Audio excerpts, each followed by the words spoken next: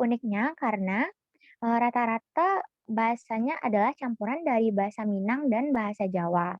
Yang biasa orang Sawalunto itu menyebutnya dengan bahasa Slunto, namun juga dikenal sebagai bahasa orang Tansi. Berikut adalah contoh bahasanya. Mari kita belajar sama-sama ya. Nah, kalau di Indonesia, kalau bahasa Indonesia itu bahasa Indonesianya pergi kan. Kalau di bahasa Minang, bahasa Indonesia pergi itu pai. Sedangkan kalau di Sawalunto, bahasa Sawaluntonya pergi itu pigi. Pigi ya. Selanjutnya, kalau di bahasa Minang itu warung itu kadai, sedangkan di Sawalunto bahasa Sawaluntonya warung itu adalah gede. Gede. Dan kalau bahasa Minang dari pepaya adalah sampelo, namun bahasa Sawalunto dari pepaya adalah kates. Ini pepaya buah ya. Selanjutnya, kalau di bahasa Minang panas itu ange, sedangkan di Sawalunto bahasanya adalah sumu. Dan kalau orang Minang manggil kamu itu kau. Sedangkan di Sawalunto itu ke, mau kemana ke gitu. Dan kalau di Minang, bahasa Minang air itu ayah, sedangkan di Sawalunto air. Dan yang terakhir, ini bahasa Minang durian sama bahasa Indonesia yaitu durian. Sedangkan kalau di Sawalunto itu duren. Begitulah keunikan bahasa Sawalunto yang campuran dari Jawa dan Minang. Tapi selain dari bahasa ini, itu sudah menggunakan bahasa Minang dan kadang campur dengan bahasa Indonesia. Selanjutnya, ini adalah destinasi wisata yang akan kita kunjungi di Kota Sawalunto. Yang pertama ini ada Lubang Tambang Basuro, terus Museum Gudang Ransum, yang ketiga kawasan Silo, yang keempat Museum Kereta Api Maitam, dan selanjutnya ke Puncak Cemara, lalu ke Danau Biru, dan ke Kebun Buah Kandi, dan terakhir kita akan mengunjungi Taman Satwa Kandi. Nah, ini adalah rute virtual tour hari pertama yang akan kita kunjungi. Nanti akan saya jelaskan lebih rinci di Google Maps yang 360 derajat. Ini rute hari pertama. Selanjutnya, ini rute hari kedua kita. Next.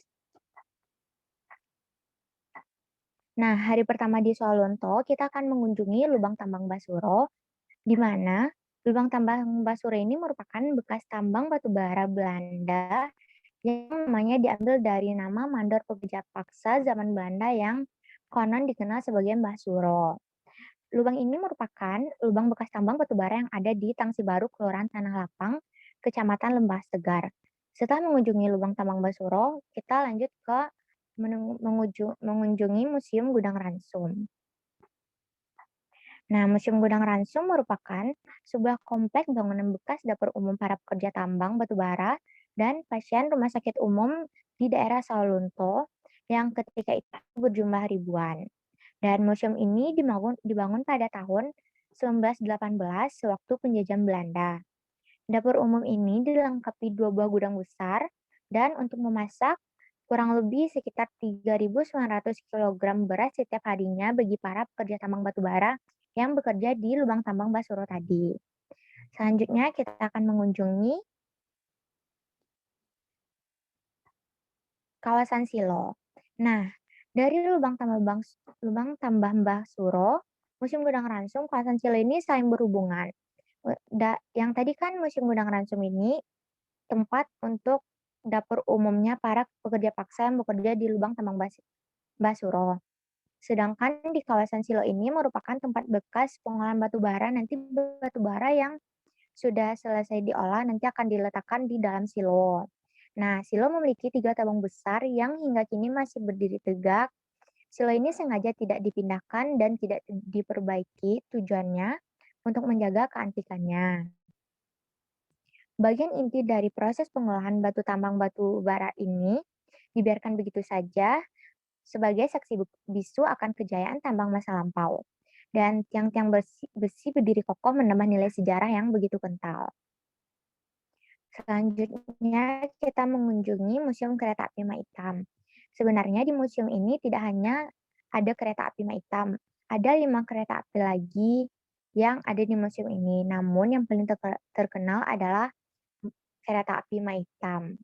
Nah, nama Maitam sendiri adalah julukan yang diberi oleh masyarakat Minangkabau, berarti paman hitam. Nama itu diberikan karena selain bentuknya berwarna hitam dan asap pekat yang keluar dari lokomotif Maitam ini juga merupakan produk keluaran Eropa ini mendapat julukan tersebut. Maitam digunakan untuk mengangkut batu bara dari tambang Omilin di kota Solunto yang pada puncak kejayaannya pada tahun 1970-an bisa memproduksi lebih dari 1 juta ton batu bara per tahunnya. Selanjutnya pada hari kedua kita akan mengunjungi objek wisata Puncak Cemara. Nah, Puncak Cemara ini baru diresmikan sejak tahun 2015. Berlokasi di Taringan, Kecamatan Beringin. Puncak Cemara memiliki panorama yang menyejukkan pandangan. Lokasinya menarik dengan adanya sejumlah sarana seperti musola, toilet umum, ayunan, pondok-pondok untuk beristirahat, ada playground untuk bermain anak-anak, dan ada warung di sekitar Puncak Cemara untuk yang menjual makanan. Untuk biaya masuk ke Puncak Cemara ini harganya sekitar 6.000 per orang dewasa, sedangkan untuk anak-anak itu 5.000, 4.000. Selanjutnya, setelah dari Puncak Cemara, kita akan mengunjungi Danau Biru. Danau Biru merupakan danau alami yang tidak sengaja terbentuk akibat bekas penggalian tambang. Airnya sendiri berasal dari hujan yang tertampung cukup lama di lokasi pertambangan ini. Nah, warna biru yang khas merupakan hasil pantulan cahaya matahari ke dasar danau dan menciptakan efek yang menawan. Danau ini berlokasi di Kecamatan Talawi, Kota Sawalunto. Selanjutnya, kita mengunjungi Kebun Buah Kandi. Kebun Buah Kandi merupakan tempat rekreasi edukasi untuk mengenalkan berbagai macam buah-buahan sebagai kebutuhan asupan gizi. Selain koleksi buah-buahan, di sini juga dikembangkan aneka jenis tanaman hidroponik, di mana dengan teknik ini keterbatasan lahan ini tidak menjadi hambatan lagi, serta pemupukan tanaman pun menjadi mudah dan tidak menimbulkan polusi lingkungan. Hasilnya pun bernilai jual tinggi karena tidak menggunakan pestisida yang tanamannya segar, bersih, dan sehat. Dan objek wisata yang terakhir kita kunjungi adalah Taman Satwa Kandi. Taman Satwa Kandi diresmikan pada tanggal 1 Desember 2006 oleh Menteri Kebudayaan dan Pariwisata. Pengunjung yang datang di tempat ini bisa menikmati 2 objek wisata menarik sekaligus. Selain bisa melihat koleksi satwa dan kebun binatang, di sini terdapat juga sebuah danau yaitu yang dikenal dengan Danau Tandike. Sebagai sebagian masyarakat menyebut sebagai Danau Tandike dengan nama Danau Kandi karena letaknya lebih dekat ke Kandi. Keunggulan dari Taman Satwa ini, selain sebagai tempat berlibur yang nyaman untuk semua anggota keluarga, juga buat anak-anak sebagai sarana edukatif. Anak-anak bisa mengenal secara langsung bermacam-macam jenis satwa langka, bahkan beberapa satwa yang telah jinak dan terlatih dapat berinteraksi dengan pengunjung. Kita bisa menaiki satwa-satwa tersebut. Sebagai contoh, kita bisa menaiki gajah, unta, maupun kuda. Nah, setelah melihat penjelasan saya tadi, kita lanjut masuk ke Google Maps 360 derajat. Untuk melihat lebih detail gimana sih lokasinya.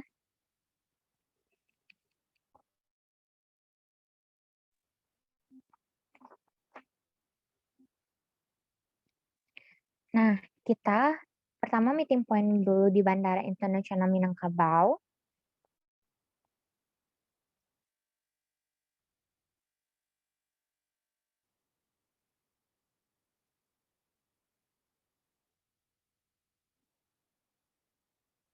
Ini dia Bandara Internasional Minangkabau yang terletaknya di Kota Padang Pariaman.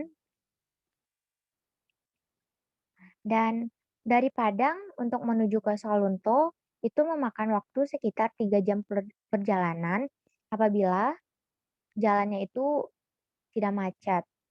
Apabila macet itu kita bisa sampai 5 jam perjalanan dari Padang ke Sawalunto. Nah, setelah meeting point di bandara, perjalanan langsung kita awali menuju objek wisata Luang Tambang Basuro.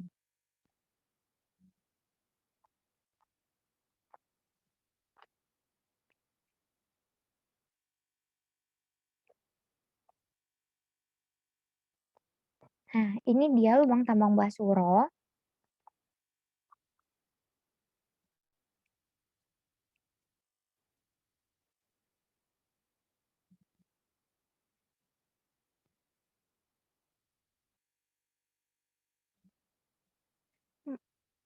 Boleh dilihatkan yang 360-nya, Mas?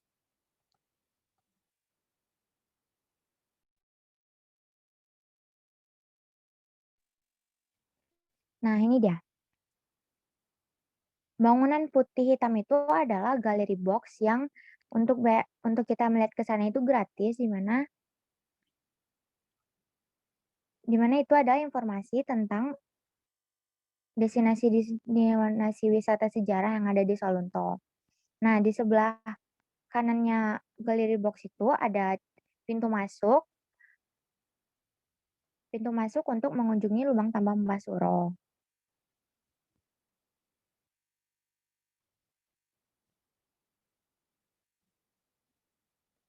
Nah, nanti dekat pintu masuk itu ada kotak kaca berisi rantai-rantai besi.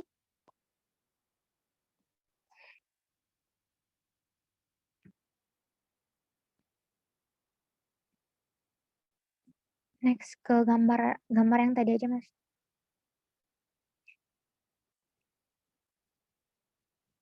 Next.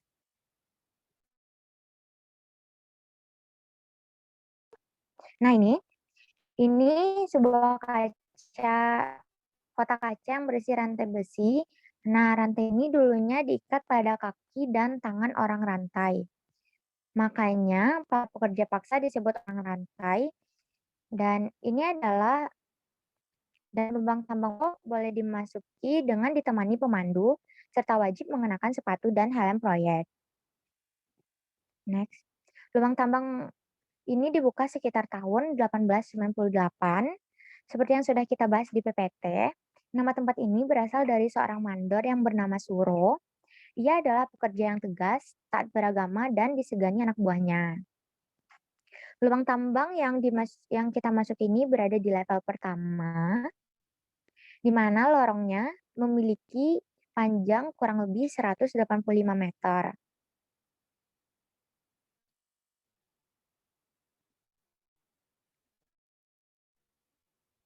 Sekarang sudah dipermanis dengan paving block ya.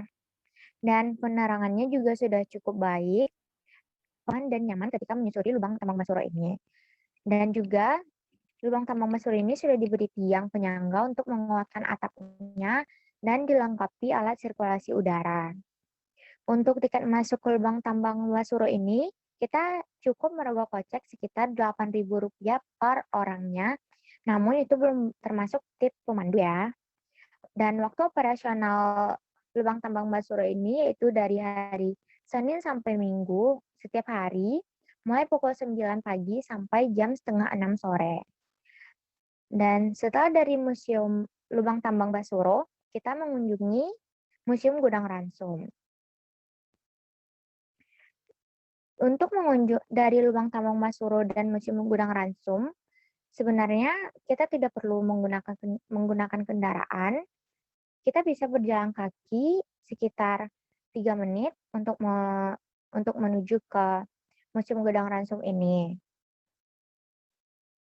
Nah, ini dia Museum Gudang Ransum. Museum ini disebut-sebut sebagai dapur tercanggih pada abad ke-20, di mana Museum Gudang Ransum tercatat bisa mengolah kurang kurang lebih 65 pikul beras atau setara dengan 3.900 kilogram setiap harinya, termasuk menggunakan peralatan masak yang cukup canggih pada zamannya. Gudang Ransum berdiri di sebuah komplek bangunan bekas dapur umum para pekerja tambang dan pekerja di Rumah Sakit Umum Sawalunto. Dengan jumlah ribuan orang yang mesti diakomodir setiap harinya, peralatan masak yang digunakan ini berukuran besar, yang terbuat dari campuran besi dan nikel, dan menggunakan batu bara sebagai bahan bakarnya. Nah, di bagian kitchen gallery, kita bisa melihat kompresor untuk uap panas yang dihasilkan dari tungku pembakaran, panci-panci yang berukuran besar, dan serta jajaran foto-foto hitam putih yang dipajang di dinding. Nah, di bagian luar ruangan yang tadi berwarna merah,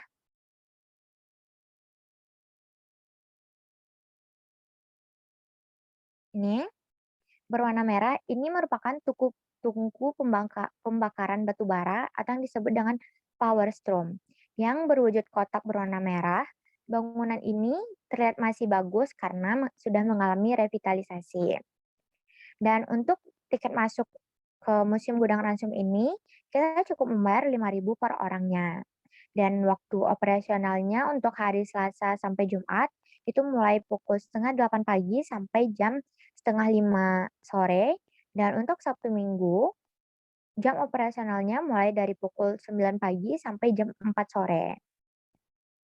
Setelah mengunjungi Gudang Ransum, kita mengunjungi kawasan Silo. Nah, yang perlu Bapak Ibu ketahui, untuk dari Gudang Ransum, Museum Tambang Basuro, kawasan Silo, kereta api itu jaraknya cukup dekat, tidak tidak memakan waktu sampai 5 menit. Nah, di kawasan Silo, kawasan Silo ini merupakan kompleks pengolahan batu bara yang terdapat gedung silo di mana silo ini merupakan tempat penyimpanan sementara batu bara sebelum dibawa ke kereta api Maitam. Seiring perkembangan zaman, beberapa bangunan di kawasan ini sempat dimanfaatkan dengan beragam fungsi. Nah, ini dulunya pernah menjadi pasar kuliner, tapi karena adanya pandemi, pasar kuliner ini tidak berjalan lagi. Namun sekarang diganti dengan tempat playground, tempat bermain anak-anak, untuk keluarga bisa membawa anak-anaknya di sekitar kawasan Silo ini, dan juga ada tempat olahraga ini bisa kita lihat.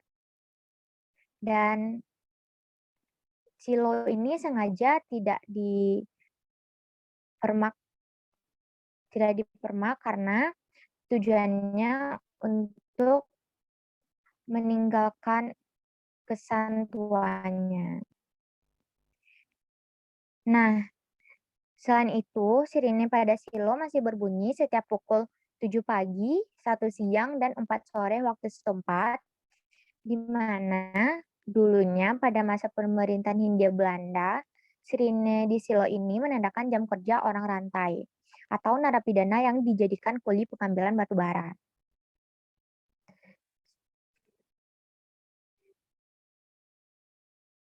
Nah, setelah dari kawasan Silo, kita akan mengunjungi Museum Kereta Api Maitam.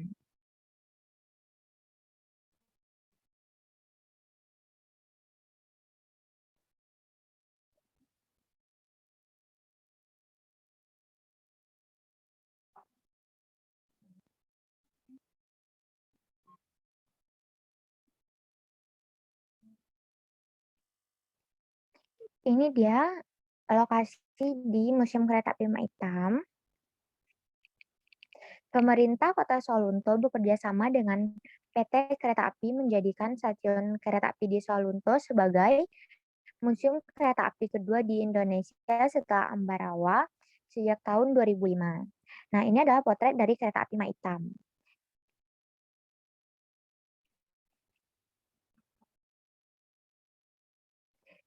Dan Maitam merupakan ikon utama di museum ini. Maitam mengangkut hasil dan dan pekerja tambang dari Sawalunto hingga ke pelabuhan Emaven yang sekarang dikenal sebagai Pelabuhan Teluk Bayur. Untuk tiket masuk ke Museum Maitam, itu kita hanya membayar sekitar 5.000 per orang. Dan waktu operasionalnya Selasa sampai Minggu hingga pukul 8 sampai 5 sore. Dulunya kita bisa naik ke Maitam ini, namun sekarang sudah rusak dan tidak mungkin untuk mengangkut penumpang lagi.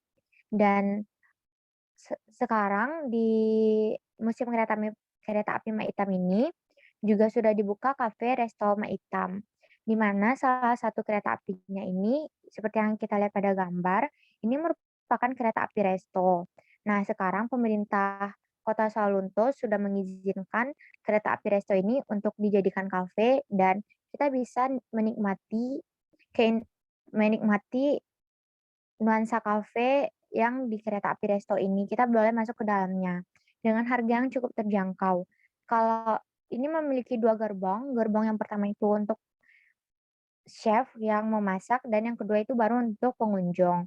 Jika kita tidak muat semuanya di dalam kereta ini, kita bisa duduk di luar karena di luar juga disediakan kursi-kursi dan juga ada akustik dan live music yang mana kafe ini dibuka setiap pukul 4 sore sampai jam 11 malam.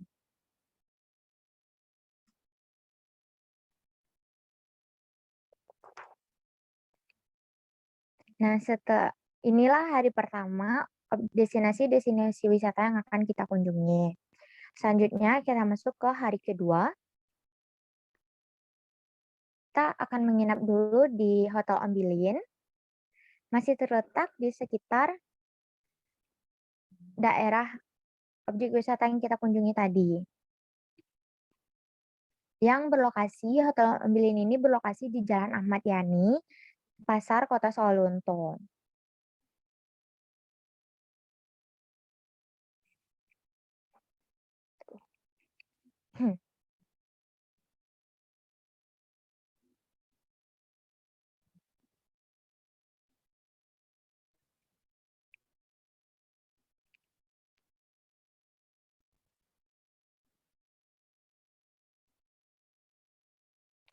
Hotel Ombilin ini dulunya merupakan bangunan bersejarah dan berbentuk khas zaman kolonial Belanda. Sebelum menjadi hotel, bangunan ini dulunya sempat berfungsi sebagai asrama tentara dan kantor polisi militer. Untuk biaya per malam menginap di hotel ini, kita cukup membayar 400 sampai 600 ribu per malamnya.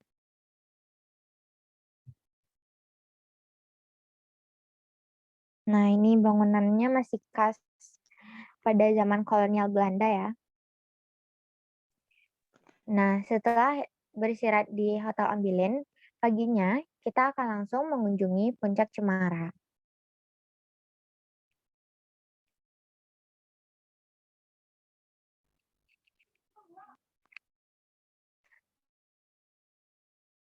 Dari pusat kota Solo tadi untuk mengunjungi Puncak Cemara, kita hanya memakan waktu 3 menit perjalanan menggunakan kendaraan.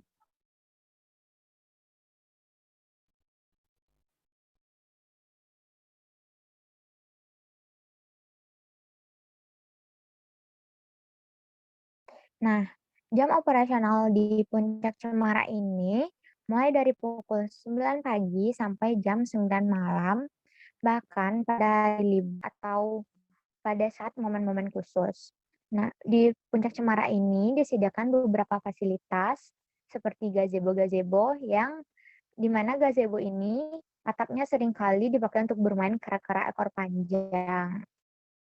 Dan ada teropong untuk melihat berbagai view menarik yang ada di bawah. Ada menara pandang, ada kids corner yang berupa wahana permainan anak-anak. Ada outbound area, ini adalah monumen kesetiaan yang berupa ornamen yang bisa dipakai untuk saling mengikat janji setia. Dan sejumlah spot foto yang Instagramgenik seperti ayunan tinggi, gantole, balon udara, dan beberapa spot foto lainnya. Dan beberapa fasilitas lainnya seperti kamar mandi, toilet, musola, dan parkir yang luas.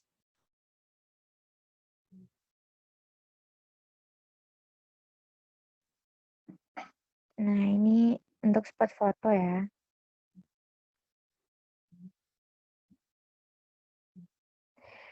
Nah, setelah dari Puncak Cemara, kita melanjutkan perjalanan mengunjungi Danau Biru.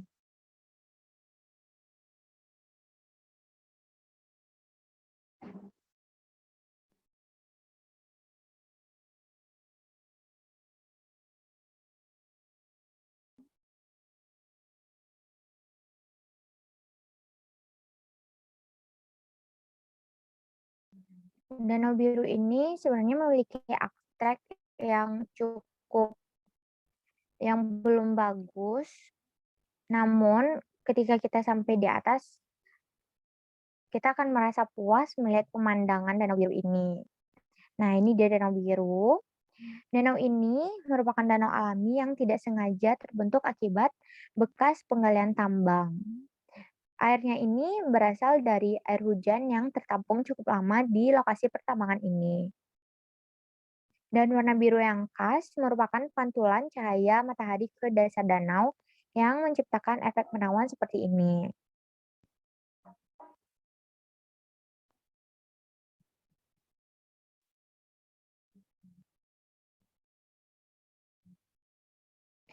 Dan untuk tiket masuk ke Danau Biru ini kita cukup membayar 5.000 per orangnya. Dan untuk fasilitas di Danau Biru ini sudah cukup bagus, sudah cukup memadai seperti tempat parkir yang luas, adanya tempat warung-warung kecil untuk orang berjualan makanan. Ya.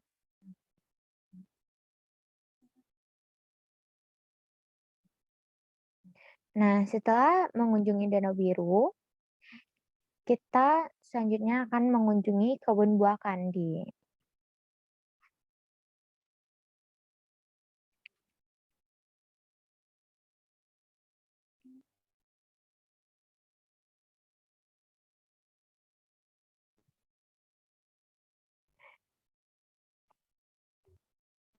Kebun buah kandi ini untuk Bapak Ibu ketahui luasnya sekitar 3,1 hektar. Lokasi Taman Buah Kandi ini dulunya merupakan lahan tandus bekas penambangan batu bara oleh salah satu perusahaan milik negara. Kondisi lahan yang tandus disulap menjadi lahan berhasil serbaguna dan produktif yang ditanami berbagai jenis buah untuk saat sekarang ini. Selain koleksi buah-buahan, di Taman Kebun Buah Kandi ini juga dikembangkan aneka jenis tanaman hidroponik, di mana dengan teknik ini keterbatasan lahan tidak menjadi hambatan lagi, serta penumpukan tanaman pun menjadi mudah dan tidak menimbulkan polusi lingkungan. Hasilnya pun bernilai tinggi karena tidak menggunakan pestisida, tanaman segar, bersih, dan sehat. Taman buah ini menyuguhkan berbagai macam tanaman dan buah-buahan seperti buah lengkeng, pepaya, jeruk bali, nangka, jambu biji, dan lainnya. Dan apabila musim panen, kita bisa memetik buah ini. Hmm, dan jam operasional kebun buah kandi ini mulai dibuka sekitar pukul 9 pagi sampai dengan jam 5 sore. Dengan biaya masuk hanya 4.000 untuk orang dewasa dan untuk anak-anak 2.000. Sedangkan di hari libur atau weekend, tiket masuk untuk orang dewasa 5.000, sedangkan untuk anak-anak 3.000. Nah, destinasi wisata yang terakhir kita kunjungi adalah Taman Satwa Kandi.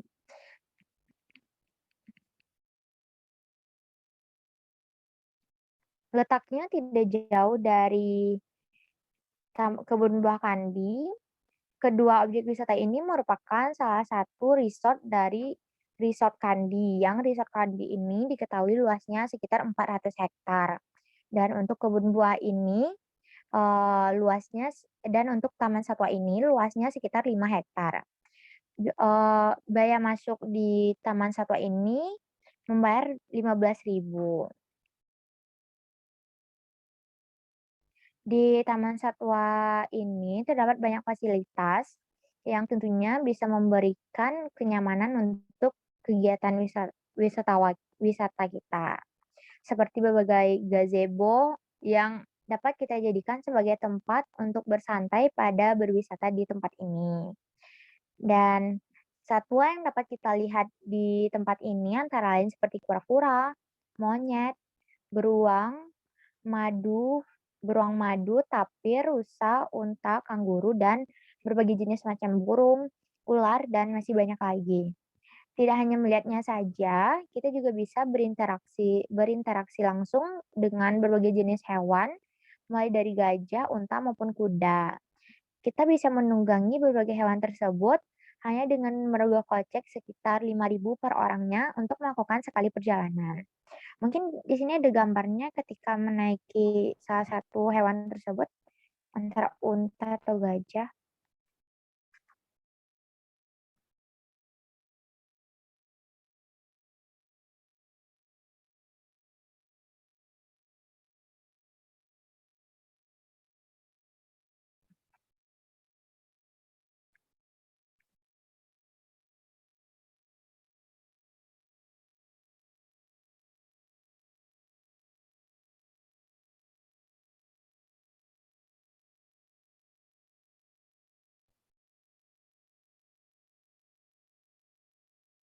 Nggak ada ya berarti di Google ini.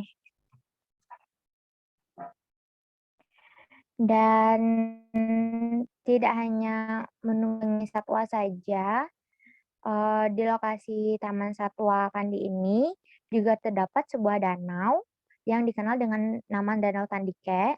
Danau ini telah dijadikan sebuah wahana wisata air yang tentunya menyediakan berbagai fasilitas seperti kita bisa mengendarai sepeda air dengan biaya sekitar 10.000 untuk melakukan 15 menit permainan ini sepeda air. Kita cukup membayar 10.000. Dan kita juga bisa menaiki perahu karet yang biayanya sebesar 7.500 per orangnya. Dan bagi Bapak Ibu yang memiliki hobi mendayung perahu seperti perahu kayak, di sini juga tersedia. Untuk perahu kayak single itu atau yang sendiri itu harganya sewanya sekitar 7,5 per orang. Sedangkan untuk perahu kayak yang couple, harga sewanya biasanya sekitar 12,5 per orangnya. 12,5. Dan jika Bapak Ibu ingin menikmati sesuatu yang lebih ekstrim, di Taman Satwa Kandi ini, kita bisa mencoba banana boat yang hanya dengan membayar 15.000 per orangnya. Serta ada juga jet ski yang biasanya memasang harga 300.000 per jam. Selain itu, Taman Satwa Kandi ini juga menyediakan berbagai sarana hiburan lain yang berbau adventure seperti outbound dan juga flying fox yang juga telah dilengkapi dengan wahana tempat permainan paintball sehingga bisa melengkapi berbagai minat kita di wisata yang berkunjung ke sini. Baiklah, mungkin hanya itu yang dapat saya jelaskan ke Bapak Ibu. Mari kita saksikan lagi video mengenai objek wisata di Salunto.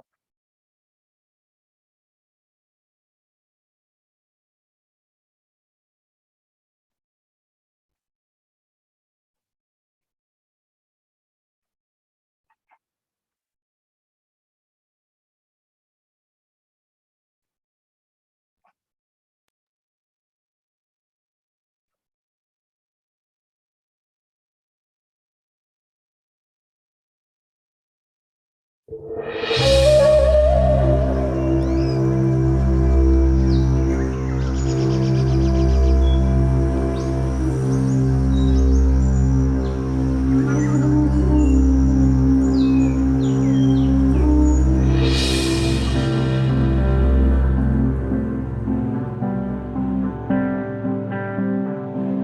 ini dia galeri box.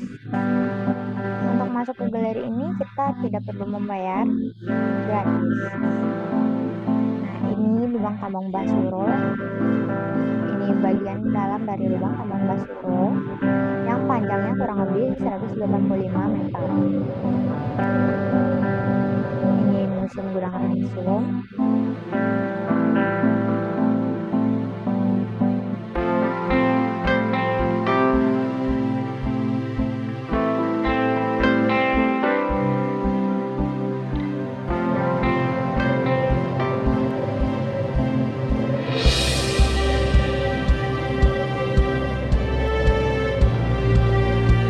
Ini danau biru.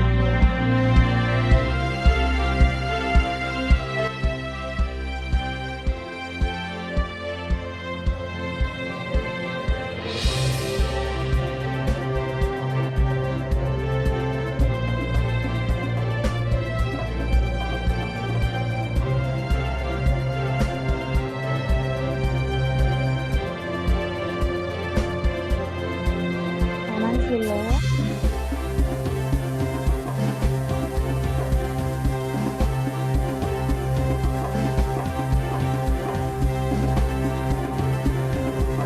Nah, dari beberapa video ini saya hanya menjelaskan beberapa destinasi wisata karena kita fokusnya ke warisan dunia Soal Lunto yang mana peninggalan sejarah dari Belanda.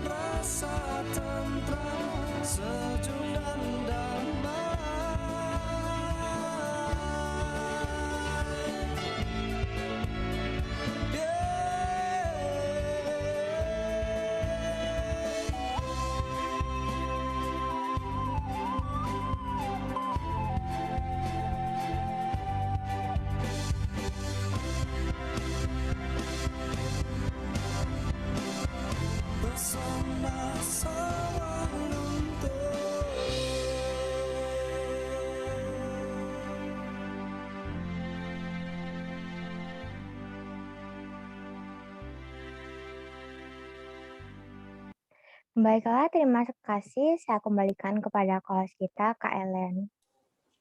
Baik, terima kasih Kak Erika atas penjelasannya. Wah, seru banget ya di Sawalunto. Ini Sobat Aturin dan wisatawan virtual lainnya, kalau ada pertanyaan boleh silakan langsung diketik aja di kolom chat, nanti saya bacakan. Atau kalau mau langsung bertanya sama Kak Erika, mikrofonnya boleh langsung dinyalakan. Sebelumnya saya mau nanya dulu nih, kalau bagi Kak Erika sendiri, dari semua destinasi wisata, mana sih yang benar-benar meninggalkan kesan yang wow gitu buat Kak Erika? Semuanya sebenarnya meninggalkan ya. Tapi kalau saya lebih sukanya di Taman Satwa Kandi, karena itu banyak permainan kan. Lebih seru aja gitu. Oh gitu. Berarti kakak udah sering ya ke Taman Satwa Kandi ya kak ya? Sering nggak juga, tapi udah pernah. Ah iya. Oke kalau gitu. Kalau ke Iya, Danau terima Biru itu kasih. gimana sih kak? Bisa diceritain nggak atmosfernya Danau gimana? Biru itu, trek Danau Biru itu susah kalau tidak disarankan untuk menggunakan motor ke sana. Sebaiknya akan mobil, karena jalannya itu berbatu, juga menanjak, berdebu. Tapi pas kita udah sampai di atas itu, semua lelah, semuanya tuh hilang, udah terbayar karena pemandangan yang bagus dan menyejukkan mata. Nah gitu. Tapi kalau untuk jalur trekking sendiri gitu ada kak? Eh, saya kurang tahu juga sih. Kayak enggak kak, kayak cuma jalan kayak gitu aja. Oh gitu. Tapi itu pemerintah masih dalam proses, katanya sih proses perbaikan ya, tapi sampai sekarang masih seperti itu juga kak. Oh gitu. Oke. Ayo sobat aturin gak ada yang mau nanya nih sama Kak Erika, mumpung ada Kak Erikanya. Iya nih.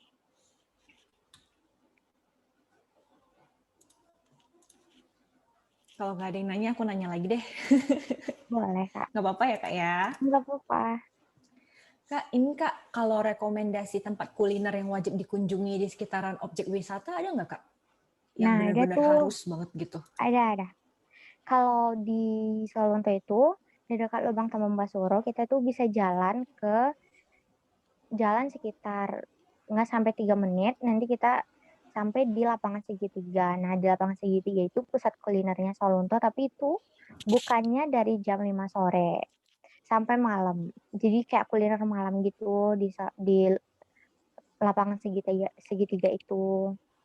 Ada berbagai jenis makanan seperti eh tapi untuk makanan itu kayak makanan gak berat nasi ya, lebih ke ada mie ayam, Lebih ke cemilan gitu ya iya Kak, atau gimana?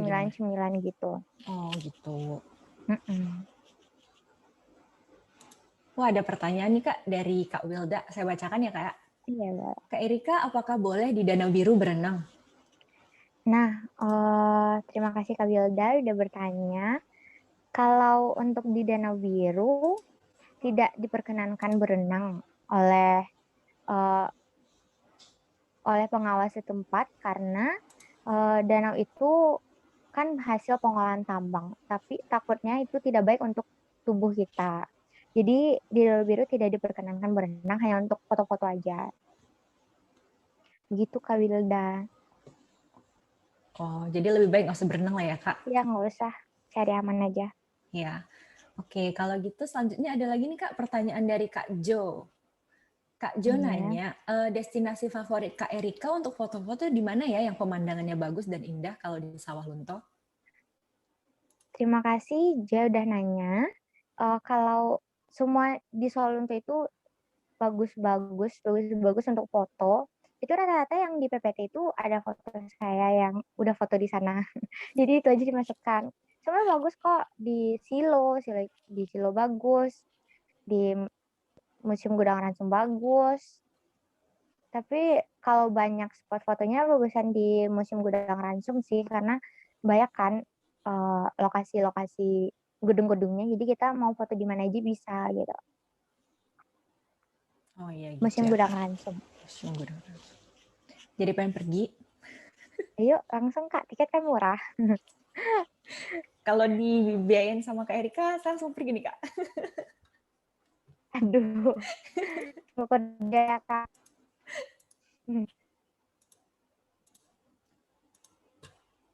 Wah, ada pertanyaan lagi nih Kak dari Kak Ivaldo. Kak Erika, apakah akses transportasi umum di destinasi Sawah Lunto itu bisa dijangkau di setiap objek? Oke. Terima kasih Ivaldo sudah bertanya. Kalau di Solunto itu kan kotanya itu kecil ya, jadi kemanapun kita pergi pasti kita muternya di sana lagi.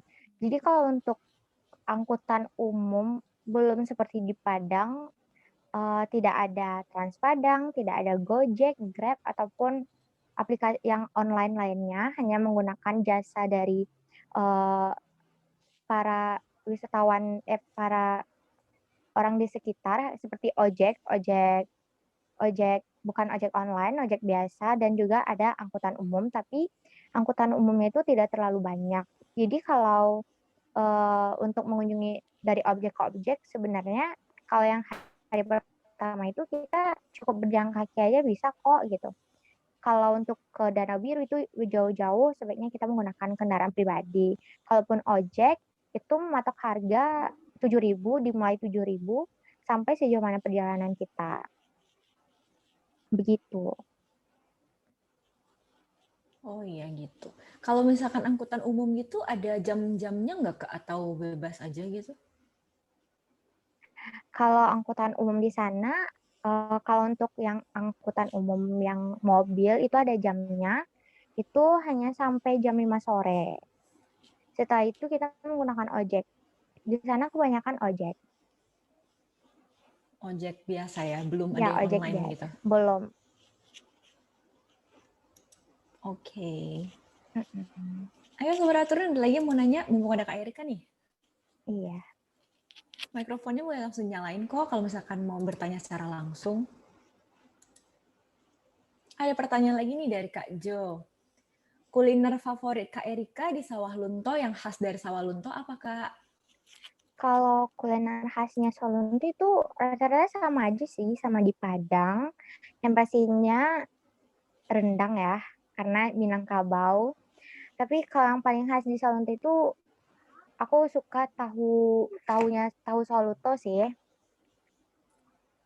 Tahu Soluto karena nah di Museum Gudang Ransum itu di belakangnya itu ada tempat pembuatan tahu. Dan di belakang Museum Gudang Ransum itu juga ada beberapa rumah warga. Jadi di sana kita bisa langsung lihat gimana proses pembuatan tahunya karena rasa tahu di Sawalunto itu lebih khas.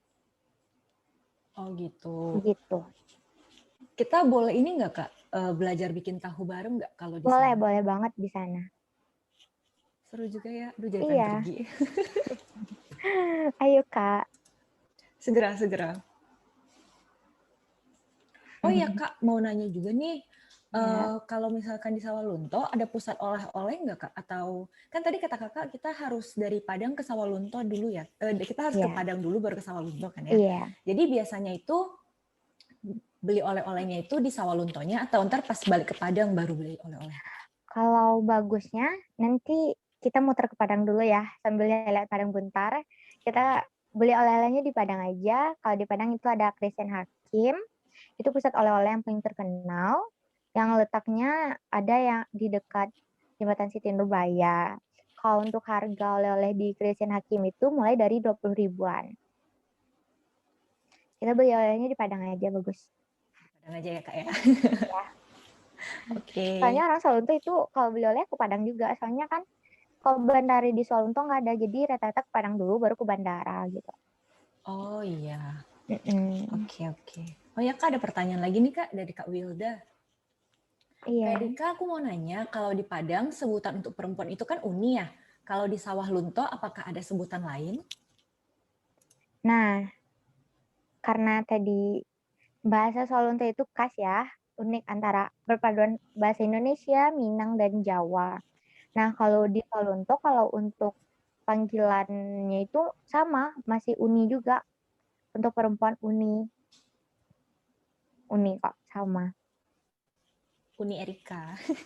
Iya, ya begitu. Kadang ada Mbak juga sih, Mbak Oh begitu. iya. Mm. Tapi ya ya, kalau dari beberapa yang saya dengar, kalau untuk orang yang lebih tua dari dia itu panggilnya yuk, yuk, yuk Yuk, Erika gitu. Yuk nih, yuk, yuk atau yuk yuk, Kak? ayu, Oh, ayu. ayo, yuk. Ya, tapi kan Oh, disingkat yuk, yuk, yuk nih gitu. Yuk Wilda, begitu. itu yang di Sawalunto ya, Kak ya? Iya, Kata Kak Jo, makasih Mbak Erika. sama.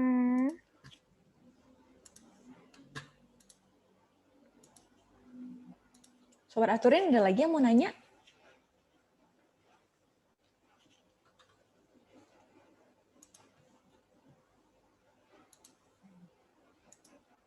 Kayaknya penjelasan Kak Erika udah sangat jelas ya Kak ya. Jadi kayak, oh udah dimengerti, gak nanya Kayaknya lagi. ya.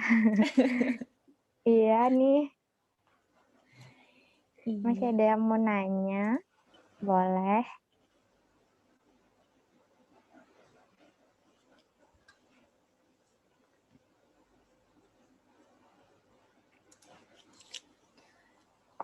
Kita tunggu sampai 11.15 kali ya Kak. Kalau gak ada yang nanya, kita akhiri sesi pertanyaan kali ya. Boleh, Kak. Oke. Kita tunggu aja. Oke, kita tunggu sampai 11.15.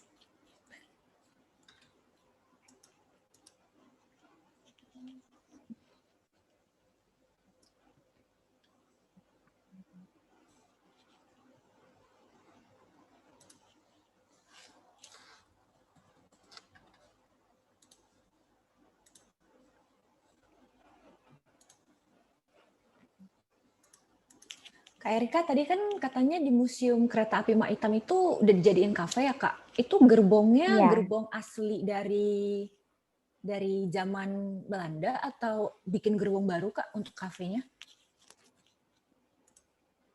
Gerbongnya masih asli dan juga ada beberapa kursi mejanya masih asli di sana, Kak.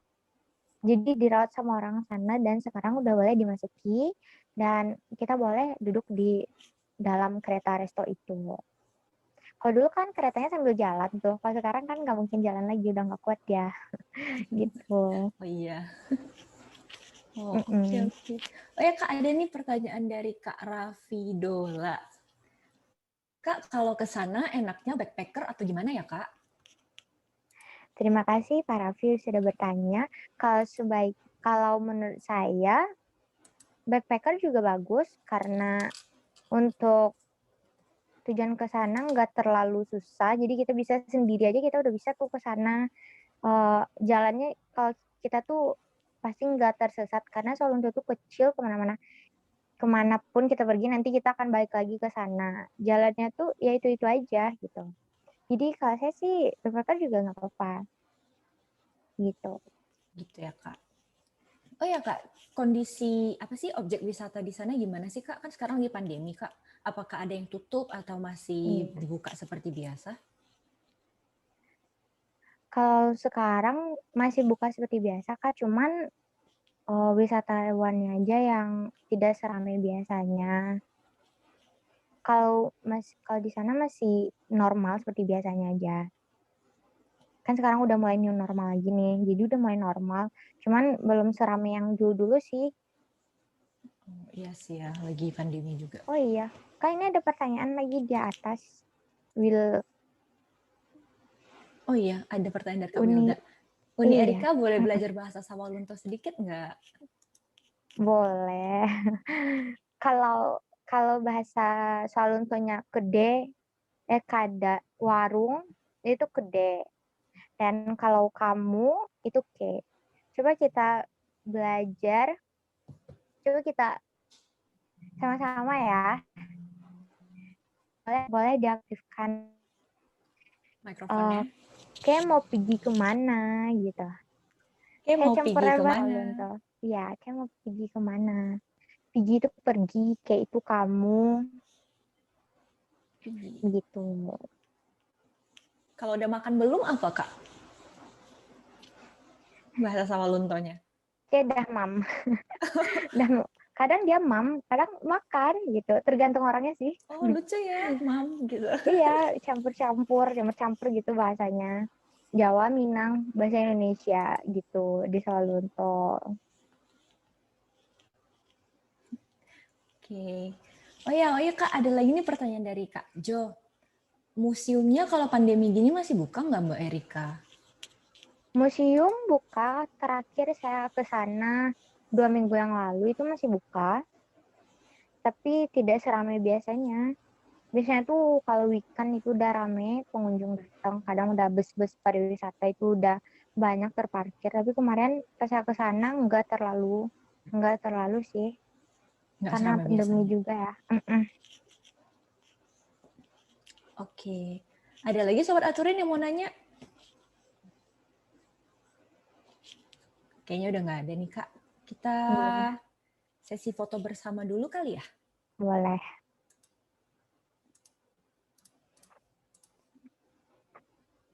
Ya udah, saya tutup dulu ya. Berarti udah beneran nggak ada lagi kan ya? Sepertinya tidak, Kak. Oke. Ya udah kalau gitu saya tutup aja deh sesi Q&A-nya. Nah, nggak terasa nih udah hampir 90 menit Kak Erika bercerita dan memandu secara virtual. Boleh minta tepuk tangannya dari rumah masing-masing untuk Kak Erika yuk Sobat Aturin.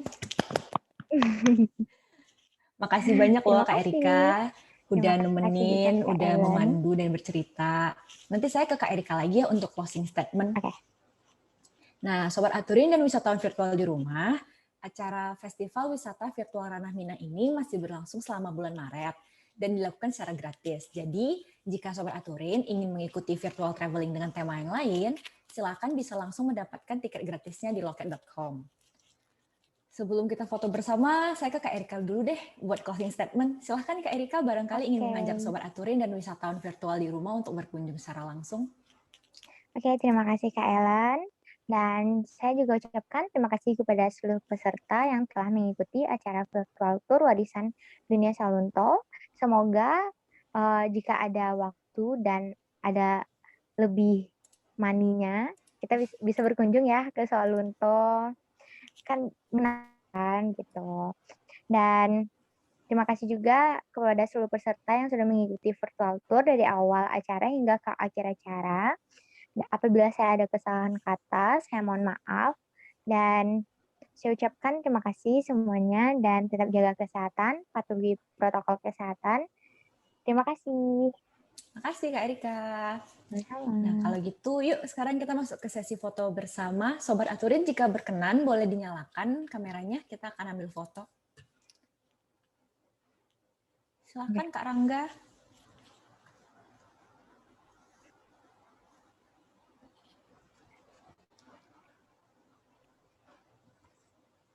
Yuk. Kak Rangga siap ya Kak Rangga? Aku hitung yang 1, 2, 3-nya.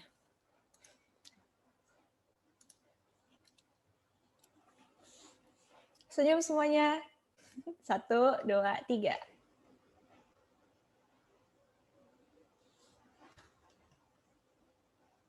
Sekali lagi, gaya bebas. 1, 2, 3. Oke. Terima kasih semuanya. Terima kasih Kak Ellen. Terima kasih. Mas Rangga, terima kasih semua. Akhir kata kami pamit undur diri. Sampai jumpa di virtual traveling lainnya ya. Sampai jumpa dan salam sehat semuanya. Apa yang kamu ingat dari liburan terakhirmu? Kamu yang tidak tahu ingin pergi kemana? Atau mungkin cuma mengunjungi tempat wisata yang umum? Bahkan kamu juga mengambil foto di tempat yang sama seperti kebanyakan orang. Karena kurang maksimal dalam merencanakan perjalanan membuat kamu menemui tempat wisata belum buka. Harga tiket lebih mahal dari info yang didapat. Jalanan tidak mulus, jarak antar wisata terlalu jauh sehingga sampai di wisata tujuan sudah gelap. Padahal masih banyak tempat wisata lain yang indah dan menarik di sepanjang perjalanan. Kamu ingin mendapatkan pengalaman yang lebih baik dari liburanmu kemarin? Dengan Aturin, kamu bisa mendapatkan rekomendasi perjalanan sesuai budget dan kategori yang kamu sukai dengan mudah. Kamu dapat menemukan ribuan referensi rencana perjalanan dari traveler lainnya. Pilih dan edit rencana perjalanan yang kamu suka. Atau kamu dapat membuat rencana perjalanan sendiri secara praktis sesuai keinginanmu. Dan kamu juga akan mendapatkan informasi detail mengenai objek wisata di sini untuk melengkapi perjalananmu. Jangan lupa, bagikan rencana perjalananmu dan buat orang lain mengikuti jejak langkahmu, agar banyak orang yang terbantu dalam merencanakan perjalanannya dan memiliki pengalaman juga kenangan yang tak terlupakan. Mau liburan? Pakai Aturin, dibikin gampang aja.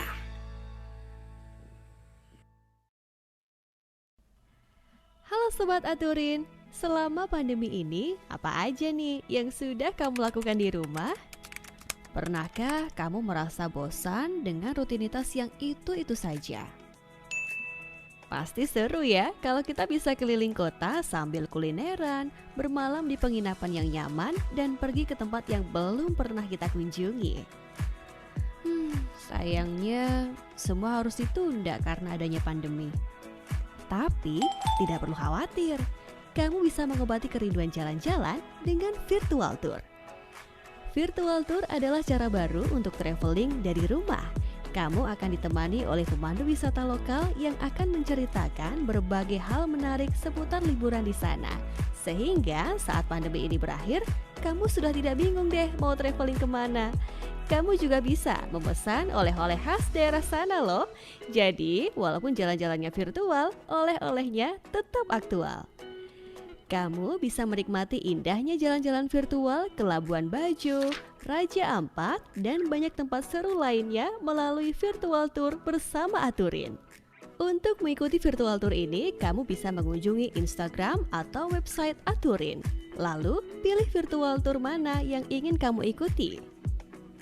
Sekarang, kamu bisa menikmati traveling ke destinasi impian secara virtual bersama orang tersayang. Kamu juga dapat berdiskusi langsung dengan pemandu wisata di sana loh. Pemesanan oleh-oleh pun menjadi praktis. Wah, oleh-oleh yang kamu tunggu sudah datang. Selamat menikmati. Gimana? Seru kan? Yuk cobain virtual tour bersama Aturin. Dengan Aturin, dibikin gampang aja. Sektor pariwisata siap menyambut era new normal. Berikut hal-hal yang harus diperhatikan saat melakukan perjalanan wisata di era new normal. Sebelum berangkat, pastikan kondisi tubuh dalam keadaan sehat.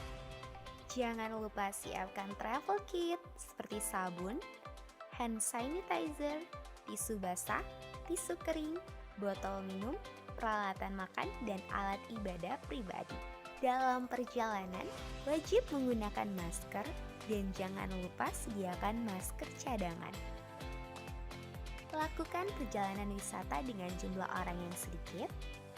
Pergi ke destinasi wisata domestik atau dalam provinsi. Saat tiba di destinasi wisata, taati protokol kesehatan yang dianjurkan. Dan ingat, selalu jaga jarak aman dalam perjalanan. Dengan Aturin, dibikin gampang aja.